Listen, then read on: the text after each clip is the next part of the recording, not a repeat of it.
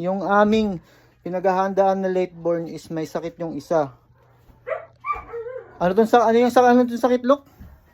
Salmonella. Salmonella. Kapaliton para tumaan nanyaran? Elspec. So inspect daw. Inspect ko no. Bali may dakit ang atuli mga platinum pa.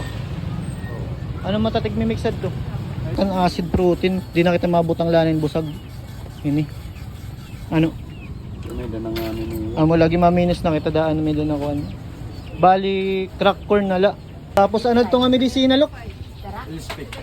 Te may inspect ko no kamo. May dako no kamo te. Elspec. Inspect.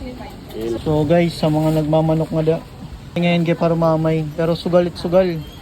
Kay kung saring pa man, kung nag-i-standby nimo kuno nat may ada ka, maubos igsagad nimo tanan nga may ada ka para may balik.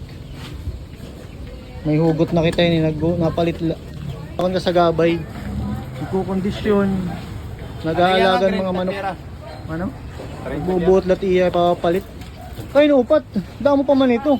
Dire kaya tun usali muna. Upat para Sige tigot niya, diri gid para iyo balay ginti tinagumula. dire kay tatang. Oh, diri sorry. Yun, amoy ni spotted which is makalakas kumain at aktibo kahit medyo madaming tao. So spotted siya. Adi sa mental medyo bagsak pa. Sa mga marunong talaga dyan, baka comment naman kung ano magandang gawin.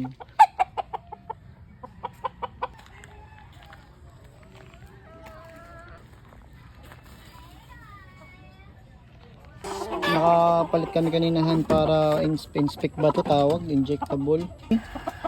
Ito kasi kagabi pa nakinain niya hindi natunaw. So ano po magandang advice guys?